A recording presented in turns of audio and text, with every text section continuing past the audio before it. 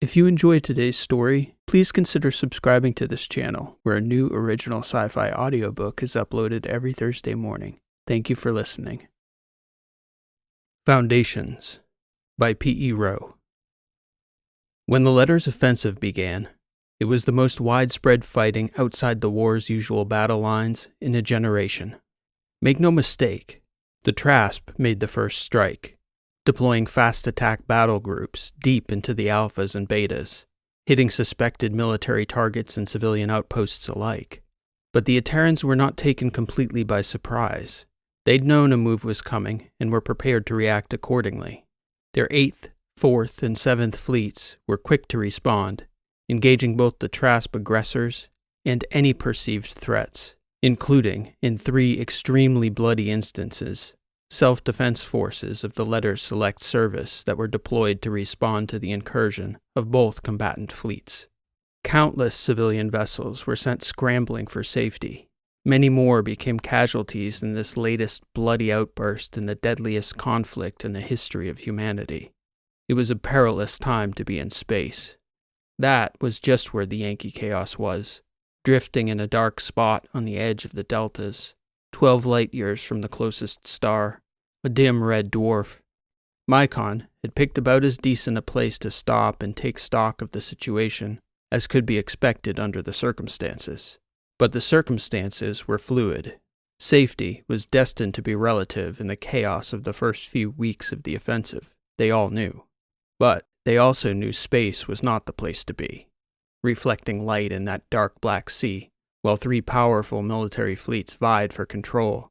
Shooting before asking questions was even a consideration. And the Yankee Chaos, regardless of what the spoofed transponder said, looked exactly like a military transport vessel, because that's what she once was. Carolina had been quiet since their latest uncomfortably narrow escape. She was seated on the bridge alone for much of that first jump out of Alpha Petros. Even Transom was giving her space. But Fields encroached when the lack of communication concerned him enough to press the issue with the captain. "We need to get her down somewhere," Fieldstone advised her. "Everyone will be shooting at everybody, and it's only a matter of time until we bump into somebody." "Wouldn't it be safer to just keep jumping farther from the lines?" she asked Fieldstone. "Safer, maybe," Fields told her. He floated beside her for a moment, trying to read her face and body language for the slightest hint of an invitation to sit and discuss. He didn't get it. "So, however we do it, Transom and I are going to get the information we need from Heron," Fields told her, floating beside the captain's chair. "If we jump 4 weeks out, that's 4 weeks away from anything useful being actionable for anyone. I guess the question is how likely it is that Heron knows anything that could stall the fighting." "What do you think?" "Damned if I know," Fields answered. "But look, space is big, even with Edoras and those Trasp bastards buzzing around half the Letters. We have to be able to find somewhere to lie low nearby." "Right," Carolina said. "Send in Ren and Soch when you see them. They know the Letters better than any of us." "Will do." "And Fieldstone," Carolina added. "I probably don't need to say this, but Heron?" She paused. "What about him?" "I don't know. It's just, I have a feeling he might be the most important piece in this whole puzzle." "And you don't want Transom ruining our chances of getting what we need out of him by cutting off his fingers or something like that before Sebastian even starts asking questions?" Carolina shrugged, grinning.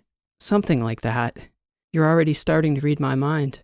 "It's not mind reading, Captain. The obvious things are obvious. Don't worry. The objective is the thing. Transom knows that. I'll send the others right up." "And Prime as well, please. I'm sure he'll have some useful thoughts."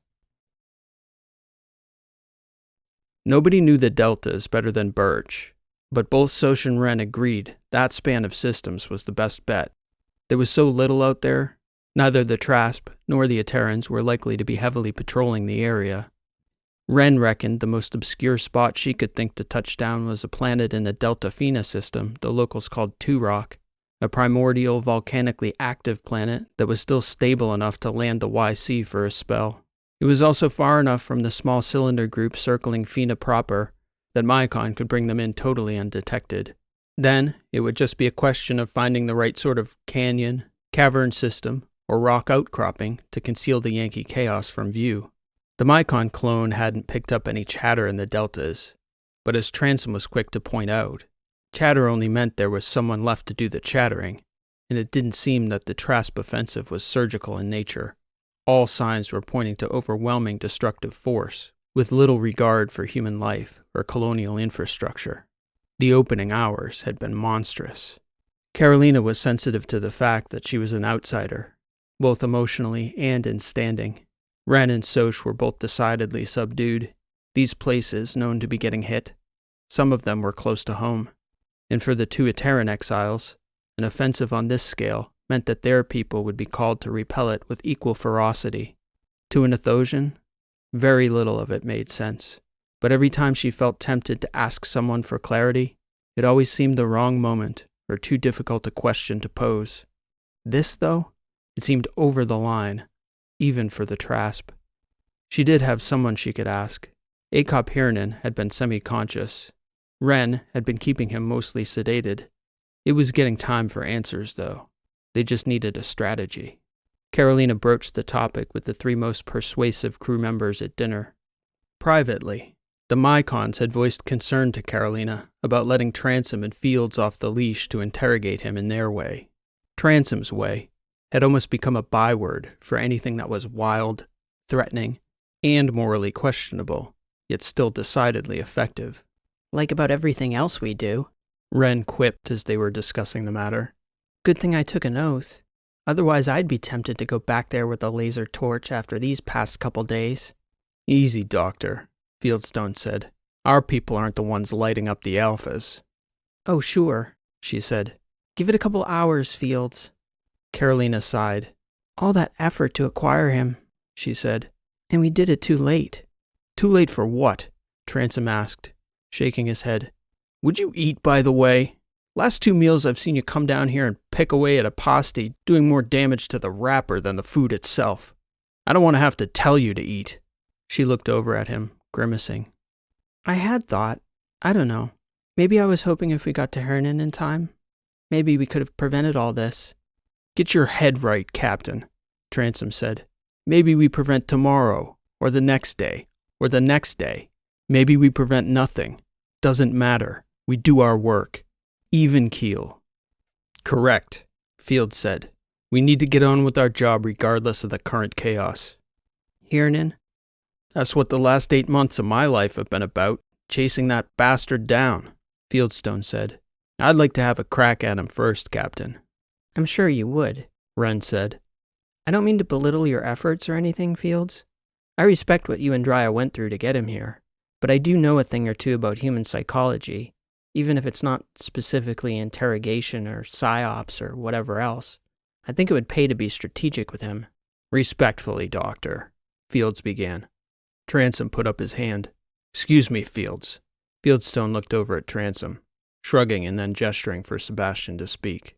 Respectfully, Doctor, Transom said. I am open to putting the neuroband on him and then cracking his knees in a vice. But if you genuinely have a better idea that will get us the info we need without all that effort and carrying on, I'm fine with that too. And if both those methods fail, I do know another way. Fieldstone glanced over at Transom side-eyed, some unspoken acknowledgement between them. Well, that's ominous enough, Ren said, shaking her head. I swear, sometimes it's like shipping with the angel of death. She's clever, and you should listen to her, Drya interjected. I think I know what she's thinking. Ren looked over at Drya, puzzled. She'd hardly shared a word with Fieldstone's new companion since they'd left Alpha Petros. Okay, Dr. Ren, correct me if I'm wrong, but Chief Heron doesn't really know what's happened. Doesn't know where he is exactly, how he got here. Anything, really. More or less. So the last thing he remembers, we can assume, is his own security chief going ballistic in the elevator on Alpha Petros. Exactly, Ren said. That's what I was trying to say. He doesn't know anything. He's totally disoriented. So? Fieldstone asked. So why don't we use that to our advantage? Ren asked. There must be some good way, rather than you two each taking a run at him, getting his guard up. Torture? Carolina looked over skeptically. It's a thought, she said. We also have to remember who we think this guy is. If we're right, this is the head of the Terran branch of the conspiracy. We might have to break his kneecaps, or whatever more ominous thing Sebastian has in mind that we probably don't want to know about. Transom shrugged.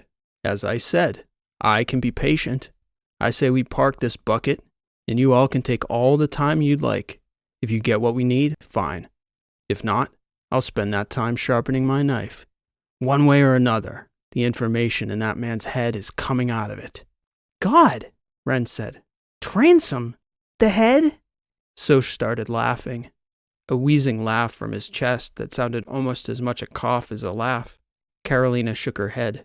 Just when I think I've gotten used to him, he finds a new level, Ren stated. Drya looked over at Sebastian and then toward Carolina, wide-eyed.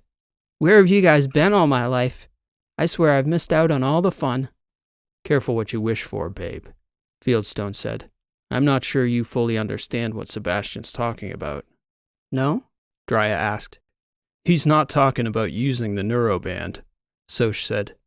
Well, Carolina replied, plenty to think about. Ren, I'll let you know shortly. I'd like to discuss it with Prime first. Then we'll see. Carolina was quiet and withdrawn that afternoon. She oversaw their quick survey and concealment on Two Rock. Mycon picked out a sizable rock outcropping about midway up a deep canyon formed of an enormous dormant volcanic lava flow. Birch stocked a camo sheet that was just the right size, and, from orbit, would blend well enough into the rock that nearly any survey, short of a close drone flyby, would keep the Yankee chaos invisible, even to military-grade surveying tools. The Mycons, Soch, and the Terrans were satisfied they were safe there for the time being, so they turned their attention toward Heron. By the time the ship was settled in, Carolina's mind was settled as well. She called for Ren to discuss medicating the former Terran deputy war chief to the best possible mood and chance at forthrightness.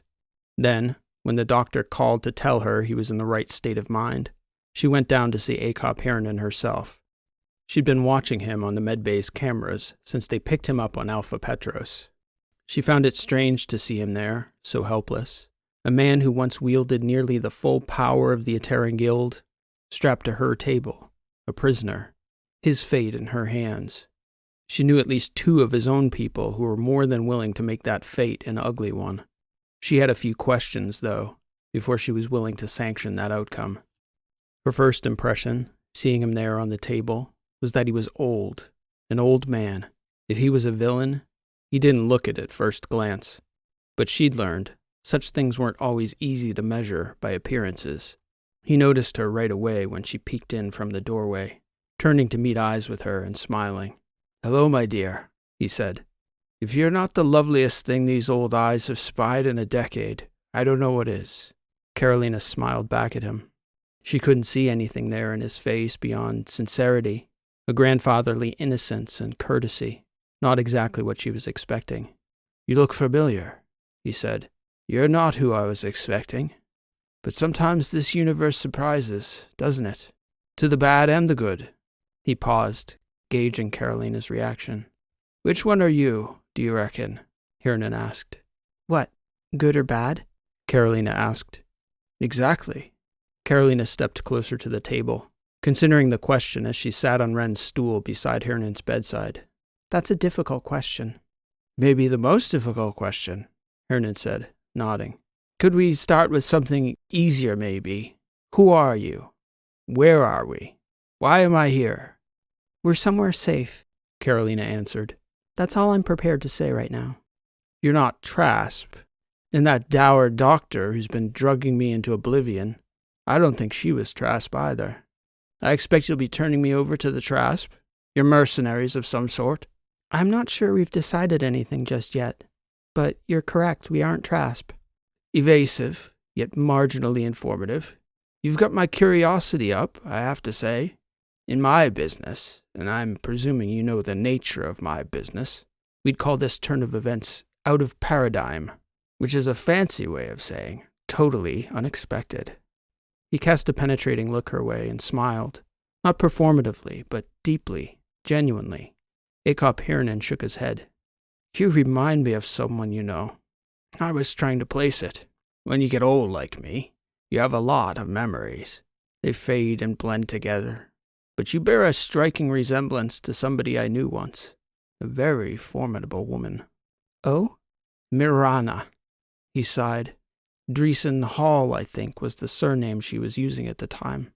She was the Athosian ambassador to Edoras. Maybe about 15 years older than I appraise you to be, young lady. Spitting image. Mirana. If you knew her, you'd take it as a compliment. I will. You have a kind heart, I can tell. Gentle, not yet corrupted. The doctor, she's similar but jaded. I can tell this bothers her, and I suppose it bothers you a little too. But I'm guessing you see a greater good here, and I'm just now realizing you must have drugged me. These are thoughts I normally wouldn't be speaking aloud, even to a lovely young lady such as yourself. Internal monologue. So you have me doubly at a disadvantage. Doubly? Yes, I can tell you know me, because you came to talk to me. I don't even know your name. What can I call you? Call me Vela. Vela? Yes. That's not your name, though. You're a terrible liar, dear. Take it from someone who used to teach espionage. No one named Vela would genuinely introduce herself by saying, "Call me Vela." A name encompasses your entire identity. It's so much more than what you're called. So I know immediately that's an alias. He looked down at the restraints, the table, pleading with his eyes. I'm at a total loss here, my dear. Who are you? I'm Carly. Ha! So you are. Carly. Beautiful Carly. I'm Acop Heron. In my younger years, before command, and come to think of it, even after, people who knew me called me Bulldog. Bulldog? I was quite a fighter once. I know it's hard to imagine, looking at this old body. I was a fighter. Now I guess I'm just an old bulldog. The two of them shared a long laugh. Outside in the atrium, watching on the float screen, Fieldstone shook his head. Unbelievable. He's working her. Fields was indignant, looking over at Transom, as though to ask how long he was going to allow it to continue. He's 80, strapped to a table, drugged half to hell, and he's working her, Sebastian. Transom shook his head. Let it play. Guy was the goddamn spy chief of all Edoras, and she's in there laughing with them. Relax, Fieldstone. What do we lose if she embarrasses herself? Transom said, tapping the knife at his pant leg. You don't know her yet. He's an old dog, all right, Soch said, shaking his head, looking up at the screen. You Terrans. Carolina did have her guard up, but she was genuinely warming to the old man. She could see he did have a charm still. She couldn't help but think of the woman Carolina herself had reminded him of. Mirana, grandmother, Barnard's mother, ambassador to Edoras. Those years, Acop's bulldog charm, all the things she'd never know about her parents' and grandparents' lives. Tell me, Carly, Heron said, breaking the smile with a sober look. Would you tell me one more thing, please? My men. I was betrayed by one of them on Petros, as I'm sure you know. I have no idea how your people got to him, but I suppose if I did, I wouldn't be here. I'd accounted him a loyal man. He could tell by the look on her face. Dead? All of them? Our people didn't kill them, she said. It's unlikely they got out of Petros before the Trasp arrived, though. Well, then you did kill them, I'm afraid, Carly. Heron sighed. Is he here with you, the Major? I would like an opportunity to look that traitor in the eyes. Carolina shook her head. I'm not going to answer that question, Bulldog. I'm sorry. Don't be sorry. These decisions are part of command. You made these calls. I can see that now. Own what's yours. The doubt is unbecoming a leader. The question at the outset, are you good or bad? That was where I had you. Carolina suddenly saw the seriousness in his eyes. It wasn't malice, nor even the same type of dark, business-like coldness that Sebastian often projected. She could tell this was a different type of man. She recognized him easily now. Anyway, Carly, I have a lot of questions. Answer one for me first, Bulldog. He shrugged. What are you doing out in the letters? He looked at her probingly, taking a long, deep breath. You don't know what the hell is going on here, do you? he responded finally. You're asking me personally, but you're also not. You're very young. I can tell you're asking about me, but you don't know the context, which is very interesting. You don't understand why Edoras is in the letters, which also means you don't know why the enemy is here as well. I thought before by the way you spoke you weren't from here, but the more you speak, the more I'm certain you're a Thosian, or maybe from Helenia. I'd bet my life on one of those two. Is this a vendetta? Something personal, I wonder? Heron shook his head, puzzling out his situation, trying to drill down further on his interrogator. The very fact that she allowed it to continue told him something new with each passing second. Where should I begin, Carly? Would you like a history lesson? I promise it will be quite useful information for an outsider to know. All the stuff the history files wouldn't teach you in your classes. You're a scientist, I'd wager. That's how you make sense of things. I can explain war to you like physics. Gases under pressure. Areas of high and low concentration. Immutable laws of human forces. Equal and opposite reactions. Please, Carolina said, gesturing for him to continue. I'm going to assume you're a Thosian for our purposes, which means you know next to nothing about the letters and very little about war. To you it's distant, alien, a bit like trying to explain the rain to someone who's lived their whole life on a cylinder. It is as much a force of nature as the weather and macroeconomics. Just nod if this is true, Carly. But I'm guessing you wonder why it is the Trasp wonder about the letters unchecked. I asked about you, though, Carolina replied. Yes, we Terrans do it too. That's part of your question? Carolina nodded subtly. It's complicated, my dear. But you have to remember that the letters wasn't what it is today when the war began. They weren't even a loose confederation. In terms of volume, the letters, as we think of the Confederation of Systems today, is a territory roughly 15 times larger than the Trasp Protectorate and the Terran Guild combined. And at the start of the war, they had maybe a 20th the population of either Western power. In physics, you could see the area of high concentration diffusing into the area of low concentration. Some of the pressure of the direct conflict between the two powers was destined to leak into those territories. For the lettered systems, strategically speaking, it would have been foolish to pick a side, because either way they were destined to lose. Choose a side and you might help the winner. At best, you're ensuring a major power taking over both territories right on your doorstep. Choose the losing side, and, well, the consequences of that outcome are obvious. So you, as a civilian, might wonder why the letters, as an entity, tolerated and continues to tolerate these incursions. The answer is simple. Engaging either power directly would force them to defend an area that's too big to possibly defend. And the cost of trying is direct conflict, which the letters would inevitably lose to either power. I'm not so sure that's true. Correct, Carly. But you're missing a word. Missing a word? Yes. It might not be true anymore. 70 years ago, it was definitely true.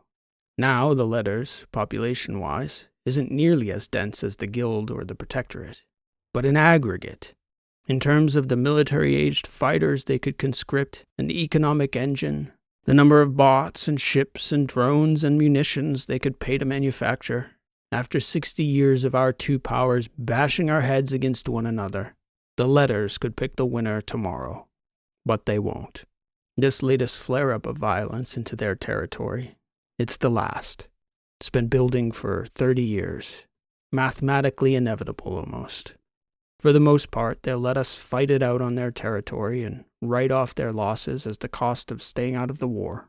And in another decade, when the population balance is even further skewed, if they're smart, they'll reach across both our flanks to you, to Athos, and make subject states of us both.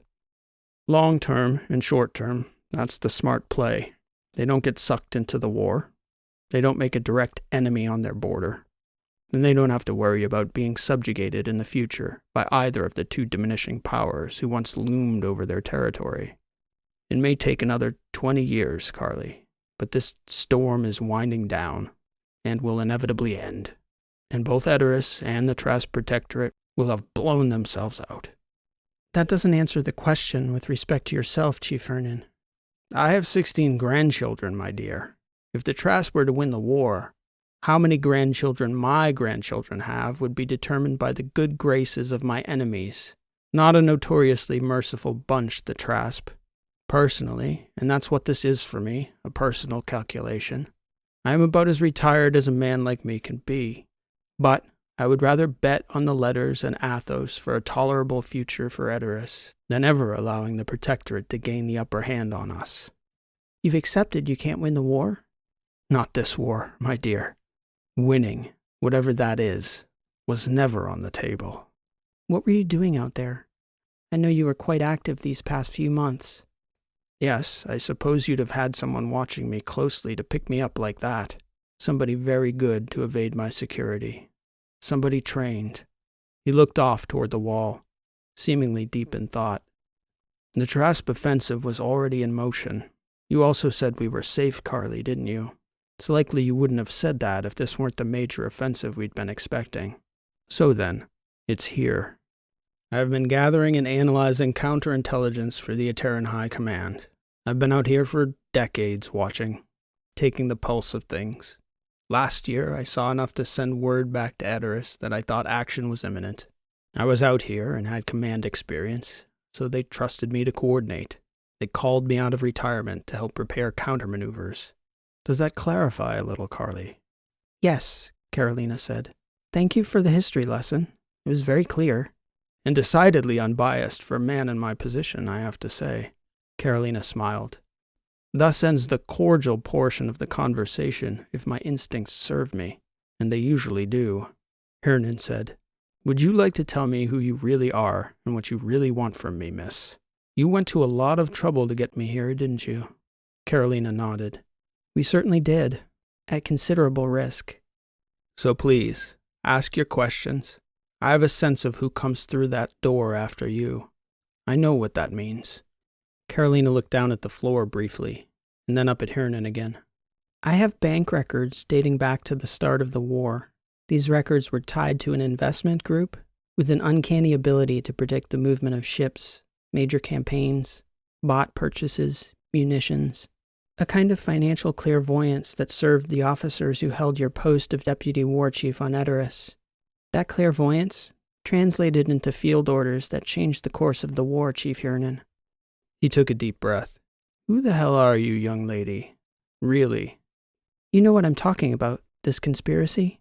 Both his eyebrows rose. Conspiracy? I do know what you're talking about, yes, but I'm not sure that's the word I'd use. I'll tell you who I am, if you make this easy on us both. I need to know. We've come too far to be stonewalled by you, Chief Heron. You're talking about Polaris. And Polaris wasn't a conspiracy, but a source. Literally the best intelligence source Edoras ever had. Nobody knew about Polaris except me and the chief. And you trusted this source? For every single minute of every single day of the 9 years I was in that post, and subsequently. It would have been suicidal not to. I don't know about the investment angle you're talking about, but whenever we got intel from Polaris, it was 100% reliable and literally saved Edoras more times than I could begin to count. Do you know who the source was? I was read in by my predecessor to trust it. Nothing specific, just that Polaris was an external source, friendly and completely reliable, and I mean perfect. My belief was that it was from Athos, by way of an internal AI surveillance network within the Protectorate, a string of mycons tied together or the like. You didn't ever think it might be too perfect? Sure I did. What was I supposed to do, though? Allow my home planet to burn because Polaris was too accurate? My responsibility was to my people and my post.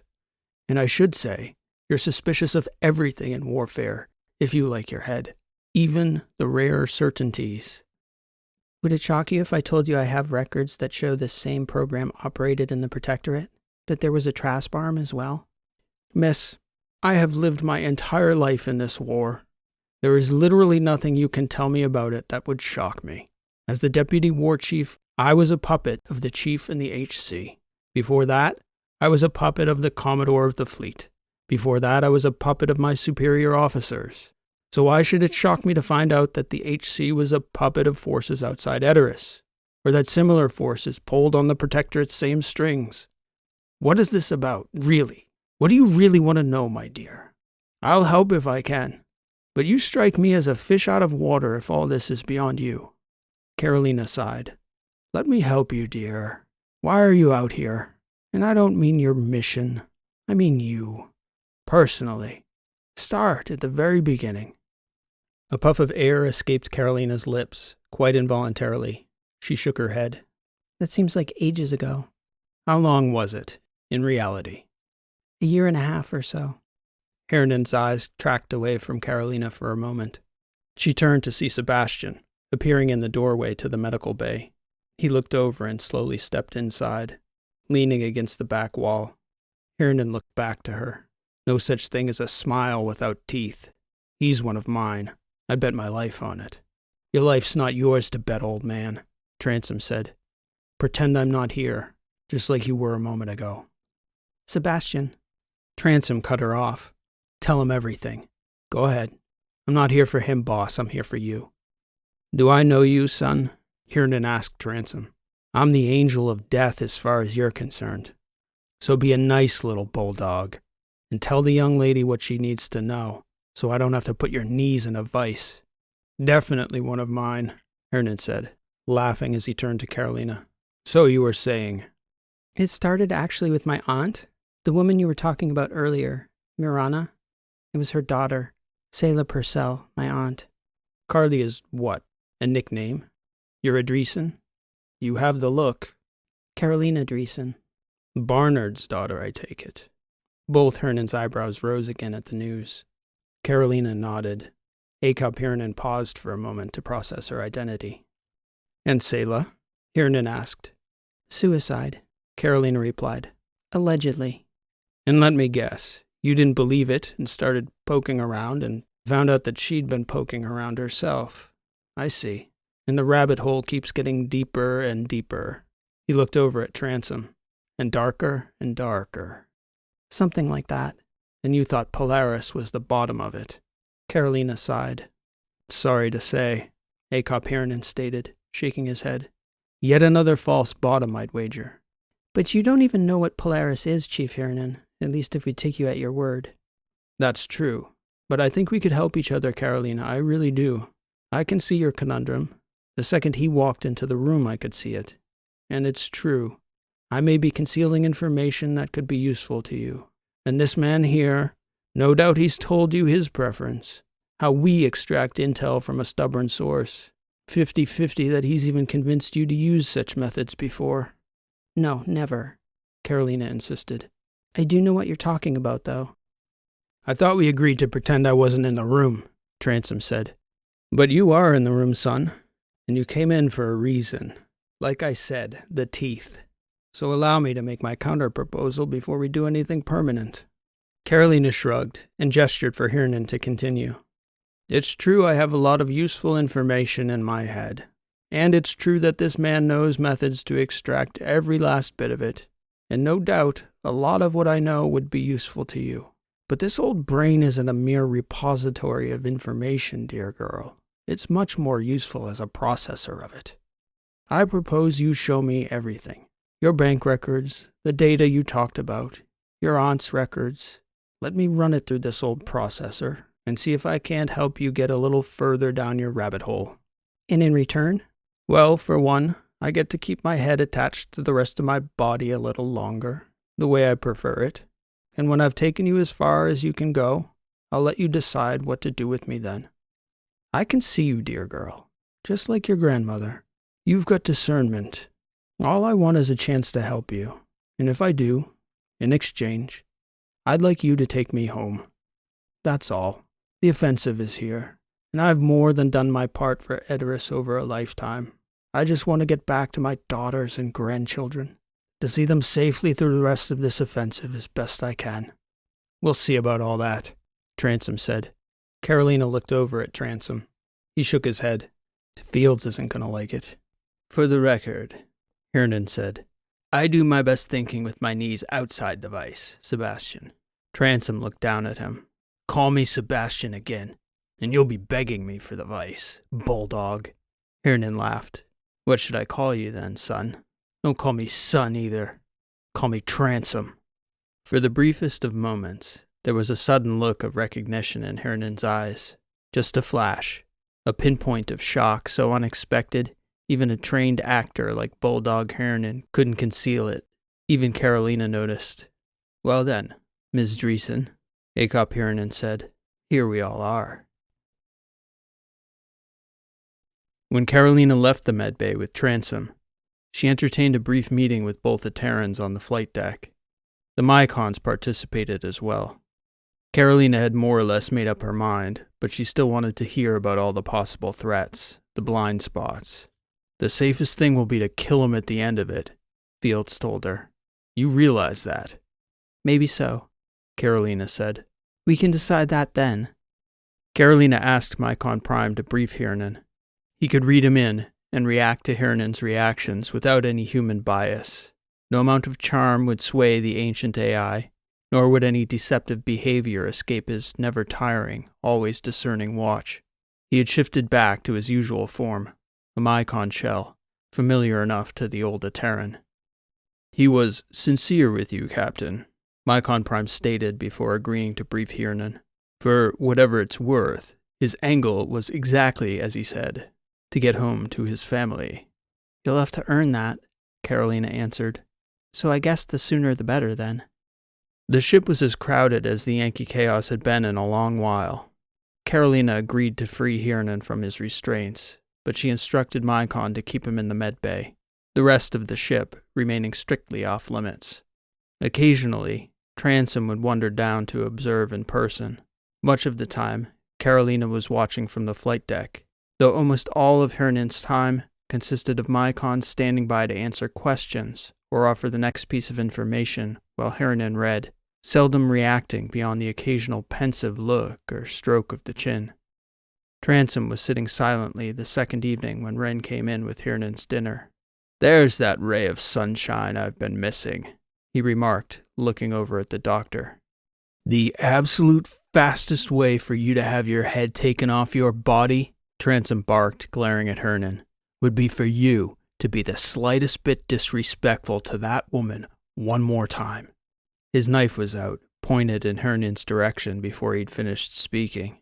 Heron replied. Duly noted. I see she must be very important to you, Transom. She's my surgeon. I, on the other hand, am your butcher if you mouth off to her again. Mind your reading, Chief. Very well. Thank you for bringing me dinner, Doctor. Apart from that brief interaction, all Heron's other conversations were with Mycon Prime. At the end of the second day, after Heron had read his fill and fallen asleep, Mycon left to meet with Carolina on the flight deck. Transom was sitting with her as he arrived, discussing the possibility of a dead end, the Trasp offensive, and their next moves. How's the briefing going, robot? Transom asked. It's difficult to tell how productive it will be, Mycon answered. I can say Heron is a shockingly incisive thinker for a man of any age. I have been surprised by his ability to synthesize this new knowledge. It is not difficult to see why your planet put him in charge of the military. Actually, he reminds me of someone we both know quite well, Captain. Wait, what? Transom said. You're not suggesting. Suggesting what, Sebastian? Carolina responded, turning toward him. You're talking about Barnard, right? And Carolina's grandmother, who this guy worked with and clearly— Transom!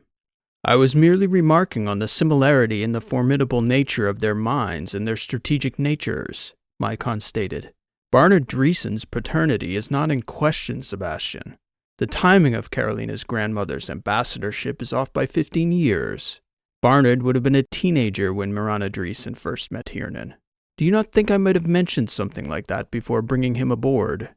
It wouldn't be the first major surprise you walked us right into, Prime, Transom said. I'm just asking the question. Perhaps your first-hand experience with the way the Dreesens guard their bloodline should have answered that question before it was asked. Transom turned his head back around, glaring at Mycon. Anyway, Carolina said, taking a deep breath as she invited Mycon to continue. Mostly, Chief Heron is still assimilating information, Mycon said. I estimate he should be ready to speak to you by this time tomorrow. You reckon old Bulldog will have anything useful to say? Transom asked Mycon. There was something in Sebastian's tone, the way he said Bulldog, that elicited a cold, angry look from Carolina. Mycon paused for a moment before answering, tilting his head toward Transom as though to warn him. I do think he has something to add, Mycon said after a pause. Yes, it may not be what we expect, and it certainly won't be what we want, whatever that may be, but I do respect the man's mind. Thank you, Prime, Carolina said. Please carry on when he wakes up. Transom looked over at her. Carolina shook her head at him angrily. No being has been closer to the Dreesen family for longer than I have, Mycon stated. Akup Heron is not in the Dreesen family line. Transom grinned and looked back at Mycon. Methinks the robot doth protest too much. Carolina glared over at Transom. Grandpa Bulldog, Sebastian stated, laughing to himself. Carolina shot out of her seat. You shut your mouth, Sebastian, she shouted, leaping on top of him too fast for him to push her back.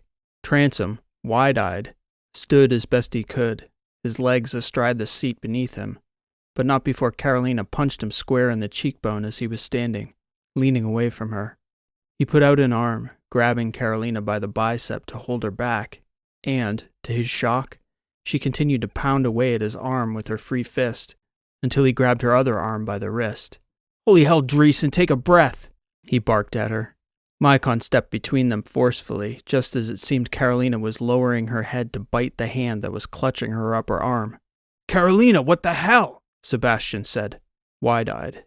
Now would be the time to depart the flight deck, please, Sebastian, Mycon stated, holding Carolina at bay. With pleasure, he said, shaking his head. Don't you ever talk about my family, she shouted at him down the hallway. Ever! Transom looked back to see her collapse back into the captain's chair, into a puddle of tears as the door shut behind him. Soch and Dryer were sitting at the atrium table as Transom walked in, shaking his head. What the hell was that about? Soch asked. Transom snorted, a confounded look on his face. He didn't answer, just kept walking toward the back of the ship. Transom! He turned toward Soch and shrugged. Athosian Terran relations. I'd advise everyone to avoid the subject for a time. Nothing much changed for Heron over the following day, though even he could sense a shift on the ship. He hadn't heard the disturbance, but he did surmise something out there had prompted the doctor to retreat to her medbay for much of the day. They exchanged a few words over the course of the morning, but little of substance. By mid-afternoon, he declared that he was ready to speak with the captain. He'd seen enough. She came down by herself, another clue to the eminently perceptive Bulldog that something was amiss amongst the crew. Wren offered to excuse herself, but Carolina invited her to remain. The doctor, for her part, didn't know any more about the incident than the rest of the crew. Transom hadn't uttered another word about it, but everyone could sense the tension. The doctor knew Carolina well enough to read it on her face. There was something eating at her, something deep. I cannot solve your puzzle for you, Ms. Dreesen, Heron began. One of three things is true. You are either missing a critical piece of information, our fundamental assumptions about the puzzle are wrong, or both. Just like in politics or physics, all things in war make sense. When it seems they do not, you either lack the critical piece of information or have the wrong suppositions about the meaning of the information you do have. My guess is that both may be the case here. So either you have held back a key piece from me, or it is missing. My advice to you is to look at the piece of information that seems to make the least sense. That glaring thing is usually the key. Go back to it and reconsider from every angle you wouldn't ordinarily consider. Back to the very foundations of your belief systems. Maybe start at gravity and work your way up. And I'm only being slightly hyperbolic. Think of what you most believe to be true. Imagine the opposite to be true, and then begin. Reprocess this information. Then, Heron paused, examining Carolina's face. She couldn't take it. That discerning look. She shut her eyes and took a deep breath. Carolina shook her head and began to cry. After a few moments, she opened her eyes, shook her head at Heron, turned, and left the room. "She knows, dear doctor," Heron said, gesturing toward the doorway with his head. "Go." "What is it?" Wren asked. "I don't know," Heron insisted, "but she does." Wren ran after Carolina, out toward the atrium in the front of the ship. Transom was standing at the back wall of the atrium, talking with Fields and Drya, who were sitting at the table, clearly shocked at seeing Carolina rush past them in that state. "What did that old man say to her?" Transom barked at Wren as she came into the atrium. "Nothing," Wren said, continuing through the room. She stopped suddenly as she made her way toward the captain's stateroom. Wren turned back into the atrium. "He didn't say anything. So help me, if you touch that old man, Sebastian." Then the doctor turned, following after Carolina. "Not the answer she was looking for, I guess," Drya said.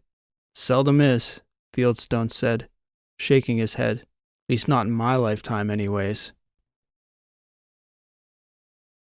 Wren didn't get in to see her, just knocked on Carolina's door long enough for the captain to tell her she wanted to be left alone, to go away, to give her time. So she did. Carolina didn't come out for dinner.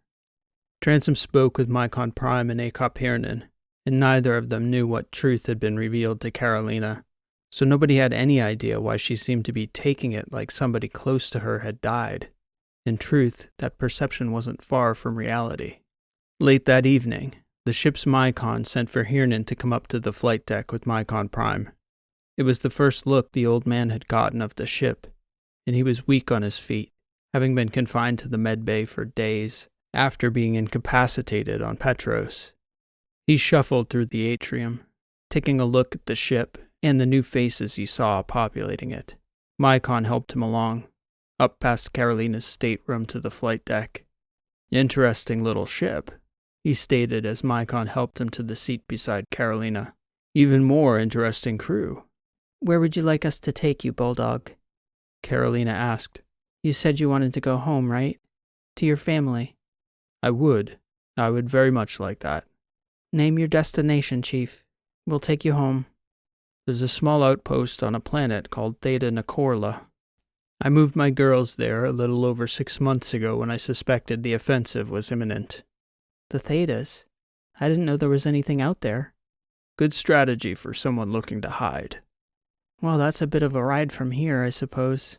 Feel free to move about the ship. I don't suppose I have to mention that Mycon will be watching you closely." "Ms. Dreesen, you never had a thing to fear from me. Certainly not after you told me who you are." "I know, Chief. It's just, I suppose it's hard to turn it off, that caution, that mentality." "It sure is, dear. That is a fact." Bulldog looked over at Carolina. He could tell she was decidedly subdued. It seemed the conversation was over, and perhaps if he'd been younger, he'd have taken the cue and left.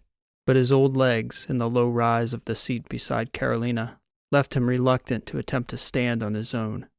"So, by any chance," he began to ask, only to find Carolina already shaking her head. "Maybe, I'll say. Maybe. But my crew. We've been together now for too long. I need to tell them first. I owe them that." "Understood," Heron said. "Whatever it is, dear, it doesn't reflect on you. I meant it, what I said about you. You have a good heart, Carolina Dreesen. I can tell these things. Kind and brave, just like her."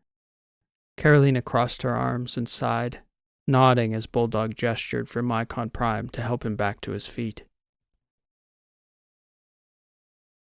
Carolina spent much of the transit in isolation on the flight deck. Sebastian, whom the others would usually have relied upon as intermediary, was keeping his distance. Even Mycon Prime was told by his counterpart to leave him and Carolina be, as she was going over their data again, piece by piece, interpreting it through the new lens, the true foundations at the base of the West Battery War. Sebastian expected to see her slowly peek her head out of the shell she'd turned the flight deck into. But as the days passed, Carolina grew more closely guarded. The flight deck door closed more often than not. He began to wonder if something had changed. By the time they approached Theta Nicorla, the rest of the crew had gotten to know old Bulldog Heron fairly well. He'd heard of Transom, of course, because word of his exploits during the infamous Clemabali episode had gotten back to many of Heron's agents in the lettered systems. News of Transom's death had been just as widely spread among the Terrans, confirming to Transom for the first time officially that Edoras, at least initially, thought him to be dead. Fieldstone, too, wasn't a totally unknown commodity to the old man, at least in his participation in operations and larger offensives, though Bulldog could never recall hearing of Fieldstone directly. Wren and Bulldog eventually developed a warmer rapport than their initial meeting might have presaged. But of all the crew, he most enjoyed his time with Soch and Drya. The three could often be spotted at the aft end of the atrium table, intensely focused on their spirited three-way sabaka games. It was the first time in a long time Soch had competition that could consistently play at his level, though Drya was almost always first out, and left to watch the remainder of the game as spectator to the two superior players. Heron remarked that he'd never seen a non-professional player as sharp as Soch, who wasn't a retiree who spent all his days at the sticks. Same as we all say, Wren said. Birch says he was even better before. Birch didn't know me before, Soch replied. I was way better than Birch thinks. The evening before they were slated to arrive at Theta Nicorla, all the humans aboard were strapped in at the atrium table, listening as Bulldog regaled them with stories of the letters from decades before, when he was an operative, when there were hardly any local authorities beyond the municipalities of individual colonies. Our Wild West, he called it. Carolina interrupted, appearing unannounced and rather silently in the corridor to the flight deck. Sebastian, she said when Fields noticed her. All eyes suddenly shifted her way. I need to speak with you, please. Sure thing, boss, he said, unbelting and floating his way toward the front. The atrium was as awkwardly quiet as any of them could remember. By the time Transom got up front, Carolina was already strapped in the captain's seat, almost eliciting a joke from him about the belt at least holding her back from attacking him again. He swallowed that remark and sat. She almost didn't have to speak. He could read her face. I owe you an apology, Sebastian, she said, shaking her head, her face awash in shame.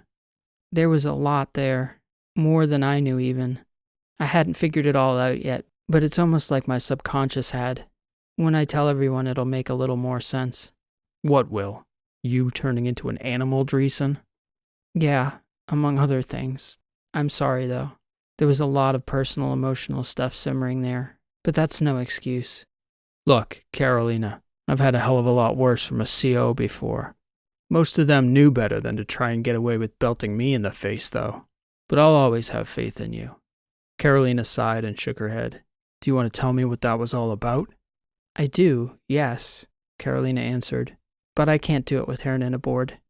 Mycon and I have been evaluating, playing out scenarios, and I just can't overstate the tenuous nature of things. I promise you it'll make sense when I do. I won't excuse my ridiculous and horrifyingly embarrassing behavior, but I think you'll understand why I'm being so guarded now. And I promise never to joke about your family. Everyone's got a sore spot, and I poked yours. I suppose I wanted to see what would happen. Now I know. There's more to it than that, but I appreciate it. No more jokes about Grandpa Bulldog, having your father's eyes and your grandma's cheekbones. You asshole, Carolina said, laughing. Transom, you are such an asshole. Look on the bright side, Dreesen. At least you met your grandma. I know. I take that for granted with all the, I don't know how you say. Weight? Yeah, the weight of it. My family. Water under the bridge. I need you by my side, Sebastian. I'm going to need you more than ever. Locked in, Dreesen. 100%. I can't tell Heron, but I'll tell the others as soon as he's off the ship safely. Please let them know quietly. Transom nodded and pushed himself up from the chair beside Carolina. She hardly slept as they approached Theta Nicorla. There was still so much uncertain, almost as though everything she thought she knew needed reevaluating from the bottom up. Her life, the galaxy itself, all of it. Nothing would ever be the same. There was only one city on Theta Nicorla. It, too, was called Nicorla, But Carolina was surprised to see, as they entered the planet's atmosphere, that the settlement was much larger than she expected. According to Heron, who gave a brief history after they'd landed, the settlement had been there nearly 70 years, hidden away and slowly, quietly growing. He said the city had nearly 500,000 residents, which looked about right from the air. The atmosphere wasn't breathable, but a very interesting feature of the landscape, at least around the city of Nior, was that there were several varieties of trees that had been genetically engineered to thrive here. There were no diamond bubbles like on Petros. Instead, the center of the city ran a nanosheet that covered the downtown, powered from the central power grid. And outside the city proper, where suburban homes seemed to pop out of the landscape between trees, each little homestead ran their own bubble, some on solar, some on microgenerators. Heron figured it was only a matter of time before the city built another reactor and brought the suburbs into the fold, triggering the next round of expansion out into the empty countryside, where small saplings were just now beginning to take root and taste the metallic, ammonia-tinged alien air. Heron invited them all to dinner. After reflecting on the turn of events, he came to realize Transom's outcome, being dead without being dead, was about the best gift they could have given him in his twilight years. Edoras was never fully going to let him go. Now he could go home to his girls and his grandkids. "A proper meal is the least my family can do for you all," he said. Carolina dropped him close to home, with Mycon Prime to walk with him. She told Bulldog that she couldn't tell him what she learned about the war, that it was his time, and Mirana's time, to leave it to Carolina's generation to solve, that it was too dire a secret for the truth to be out, and to watch over his family and forget about the war. "If you're not going to tell me, you're not going to tell me," he answered. "But I will never forget about the war until it's over. If the offensive turns our way, the war won't forget about us, Ms. Dreesen." It was sound thinking. She saw off Mycon Prime and Bulldog at the back airlock, promising the whole crew would be along soon, after she briefed them.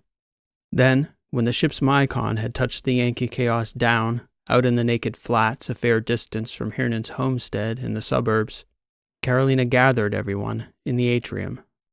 "My father knows, I think," she began. "I can't see a way he doesn't know, but now that I know, I understand why he couldn't tell me. I can't imagine he's told anyone, even his closest advisors. Heron talked of the piece that didn't fit, that this was usually the key, and he was right, only he never had that piece, and we didn't have it until recently. I didn't share it with any of you because I didn't see how it could be relevant. It didn't make any sense. The assassin, Ren, on that data stick he gave you, there was a recording of an interrogation, a very brutal and difficult to watch end of a man's life. He was an Iofan intelligence operative named Maziri, and I had no idea at first why it was relevant to us until the interrogator, the same man Ren met in the chocolate shop. During the interrogation, they started talking about Ashvadal, the shootout we had there, and it turns out that this Maziri had tried to pay this assassin, and apparently the one shooting at us that day, to kill me without ever revealing to the assassins who I was. But Maziri knew. The Iofans knew. It was the Iofans who tried to kill me." Transom was grinning, shaking his head as though some connection had been made. "This assassin, Ren. You said he was big, but he was like a huge guy. Fiercely ugly. Dark hair. Gnarly looking." "Yes. You saw him, Sebastian?" Ren said, wide-eyed. "I know the guy. He was at Ashvadal. I saw him." "Apparently, he didn't appreciate his services being used that way," Carolina stated. "Not without full disclosure. But the Iofans didn't disclose who I was to the assassins they hired, because they knew the power out in the letters never would have sanctioned it. Certainly not the Rexes." "I thought it was the Rexes shooting at us," Soch added. Carolina shook her head. "The shooters were mercenaries, hired by the Iofans," Carolina replied. "At first, I disregarded this news because it happened months ago, and presumably wasn't a threat anymore. Plus, we had a much more pressing mission acquiring Heron on Alpha Petros, but I couldn't stop thinking about it because it didn't make any sense. Iophos, our sister ring, our closest ally, why would they want to kill me? I couldn't process it. I didn't want to believe it." Even with Maziri's own admission, I just thought, maybe it's an anomaly. But it was eating away at me, gnawing at my subconscious. And then Heron told me to think about our most basic foundational assumptions about the information we had. And instantly, everything popped into place. The moment I allowed myself to question my own most fundamental personal belief that my father wasn't the most powerful man in the galaxy, I asked myself the question I could never bear to ask. What if Barnard Dreesen were powerless? Everybody at the table wore a similar befuddled look. Carolina could tell it didn't make any sense to them. I think probably it's similar to how things in the letters don't make sense to me the way they do for all of you. But you need to know the dynamics of our system, the two rings, Athos and Iophos, both unbelievably huge populations. But we assume because Athos is much bigger, that we are the dominant force. Iophos seems to be content to go along as the junior partner in the system. Seems. You need to imagine that this has never been the case. War, though, between us can never be a possibility, because our two populations, our two economies, the center of the entire battery's industrial might, this entire part of the galaxy, really, all of it sits on these two relatively fragile rings that could be destroyed in an afternoon and swallowed up by our two gas giants if the type of fighting that your peoples have been engaged in ever broke out in Dreesen's system. But wait, Ren asked. If you're right, Carolina, then Iophos is what? Pushing the Trasp into fighting the Aterans? To what end? I'm right, Carolina insisted. Mycon and I reviewed all our files, point by point. We overlaid the historical record. Everything fits. Even down to his own eyewitness account of the start of the war on Veronia, the spark. Everything fits. But it's more nuanced than Iophos wanting the Trasp to win the war or even fight the war. The Iophans want control of Athos. You could think of it like they want to be the rider on top of an elephant, and we Athosians are just this big, lumbering, unwitting entity they're trying to control. So shook his head. But why? All that slaughter? Decades of brutality? Evil doesn't explain itself, Fieldstone answered. It doesn't need to. He hadn't made eye contact with anyone since Carolina started talking. He was staring a hole through the atrium table. A puff of air escaped the veteran's nose. You can feel it, though. Deep beneath the thing. In the breath of the galaxy. You can feel it. Under everything. That thing. That's what you're talking about, Captain. Fields still didn't look up. That's the fight now, Carolina answered, nodding. This conversation cannot leave our group. I don't even know where to begin, but I know it begins now. We must solve this, and we must do it without Athos and Iophos ever fighting. If we fight, it would ruin the human race for 10,000 years. We may never recover. If I may, Captain, Fieldstone asked, looking up now toward Carolina. She gestured for him to share what he had to say. You could tell me it's the Trasp. You could tell me it's the Iophans. You could even tell me it's the humans of Earth coming over the great cosmic distance that separates us. I've been fighting now for long enough to know what I've been fighting. We can shift our focus, move our target, change our strategy, but it's still the same war. It always has been. Always the same enemy. Every time. For a while there was silence at the table as everyone took a moment to reflect, to interpret, to process. Fields, after that long pause, finally raised his head, looking across the table to Carolina. Yet we fight the war still. It's the only fight worth fighting. So, all that being the case, if we're good here for now, Captain, what do you say we go join Chief Heron and his family for dinner, and worry about the war tomorrow? Foundations. This has been an original story, written and read by P.E. Rowe. Thank you for listening, and I hope you enjoyed the story. If you're enjoying the channel and you enjoyed today's story, I'd humbly ask that you leave a like on today's video, as it helps the channel to grow and reach more sci-fi fans like you. Later this spring, I'm going to be putting together the 4th collection of these sci-fi shorts in a new book. For those of you who may be new to the channel and may not know, I've released 3 volumes of stories that are available now in paperback, ebook, and audiobook forms. They're a great way to catch up on some of the earlier stories on the channel, or to give as a gift if you're enjoying the channel and would like to share these stories with someone you think would enjoy them. You'll find a link to my bookstore in the description, as well as a link to the collections page on my website if you'd like to find out more. The books are a great way to support this channel and get something in return. Also, if you'd like to support the channel directly, I don't mention it nearly as often as I should, but there's always a link to my support page in every video's description, where there are multiple options to help ensure I can continue to keep publishing my work here for free. I'm always grateful for every bit of support in every form, whether it's a donation, a book purchase, a comment, a like, or even sticking around and listening to a story till the end. It's a great blessing for me to be able to share my fiction with you. Next Thursday, on the 4th of April, we'll be back with a new Heartsock story on the topic of lunar mining. As of now, I'm planning for episode 20 of The Misfits on April 11th, but stay tuned for updates as things may change. So please stay tuned. Be sure to subscribe and click the notifications bell to ensure you're notified when each new episode goes live. Until next week, this has been P.E. Rowe. Thanks for listening, and we'll see you next time.